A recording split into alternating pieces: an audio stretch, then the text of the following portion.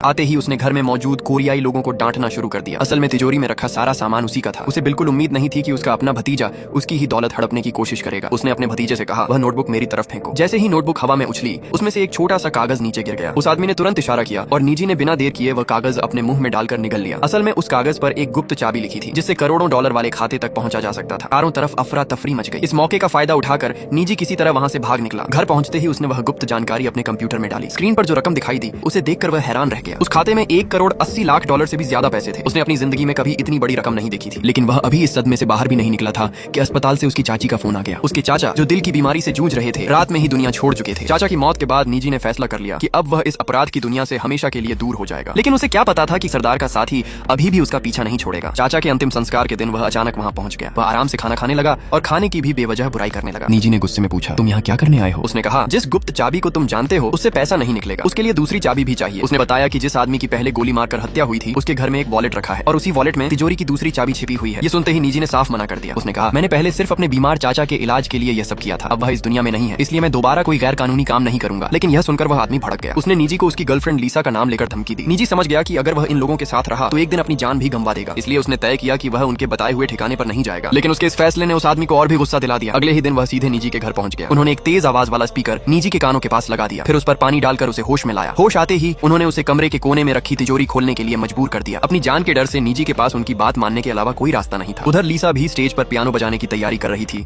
लेकिन निजी कहीं दिखाई नहीं दे रहा था। इधर निजी ने तिजोरी खोल दी। सभी लोग तुरंत कंप्यूटर के पास पहुंचे। खाते में 1,70,00,000 डॉलर से ज्यादा देखकर सब खुशी से झूम उठे। लेकिन उन्हें यह नहीं पता था कि निजी पहले ही चुपके से उसमें से 10 लाख डॉलर अपने खाते में भेज चुका था। मौका मिलते ही निजी वहां से भागा और पूरी ताकत से यूनिवर्सिटी के कॉन्सर्ट हॉल की तरफ दौड़ पड़ा। तब तक लीसा का कार्यक्रम खत्म होने वाला था। जैसे ही उसकी प्रस्तुति पूरी हुई, पूरा हॉल तालियों की गूंज से भर गया। जब निजी वहां पहुंचा, तब तक प्रोफेसर लीसा को अपनी टीम में शामिल होने का न्योता दे चुके थे। लीसा ने खुशी खुशी हाँ कह दिया। लेकिन तभी प्रोफेसर की नजर उसकी घड़ी पर पड़ी। उन्होंने पूछा, ये घड़ी तुम्हें कहां से मिली? असल में यह वही घड़ी थी जो पहले उस अमीर घर से चोरी हुई थी। जब प्रोफेसर ने पहचान लिया कि यह उनकी ही घड़ी है, तो उन्होंने पूछा, तुम्हारे बॉयफ्रेंड के पास यह घड़ी कैसे आई? उसी समय निजी भी वहां पहुंच गया। लीसा उससे जवाब मांगने लगी, लेकिन निजी सच बताने की हिम्मत नहीं कर पाया। तभी लीसा समझ गई कि निजी ने उससे झूठ बोला था। वह बिना कुछ कहे वहां से जाने लगी और प्रोफेसर पुलिस बुलाने वाले थे। निजी ने जल्दी से कहा, इस घड़ी के साथ एक और घड़ी भी चोरी हुई थी, मैं वह भी वापस ला सकता हूँ। यह सुनकर प्रोफेसर ने फिलहाल पुलिस को फोन नहीं किया। रात होते ही निजी फिर सरदार के अड्डे पर पहुंच गया। जाने से पहले उसने अपनी चाची को फोन करके कहा कि उसने पियानो के अंदर कुछ रखा है। जब चाची ने पियानो खोलकर देखा तो उसमें 10 लाख डॉलर रखे थे। इतनी बड़ी रकम देखकर वह हैरान रह गई। उधर सरदार और उसके साथी 1,70,00,000 डॉलर मिलने की खुशी मना रहे थे। इसी मौके का फायदा उठाकर निजी चुपके से उनके दफ्तर में घुस गया। वह सीधा तिजोरी के पास पहुंचा। उसका मकसद प्रोफेसर की दूसरी घड़ी वापस लाना था। लेकिन घड़ी मिलने से पहले ही वह पकड़ा गया। सबक सिखाने के लिए उसने फिर वही तेज आवाज वाला स्पीकर निजी के कानों के पास लगा दिया। कुछ देर बाद जब निजी को होश आया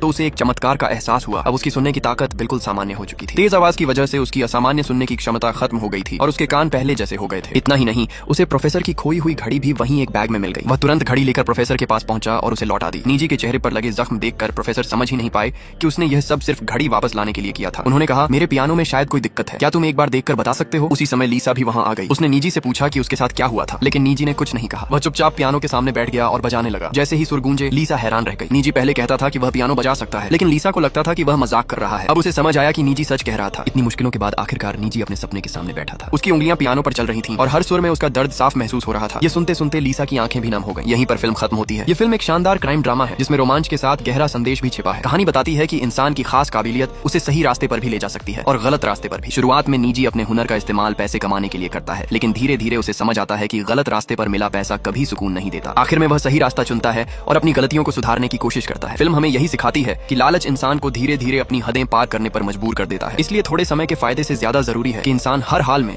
अपनी ईमानदारी और जमीर को बचा कर रखे।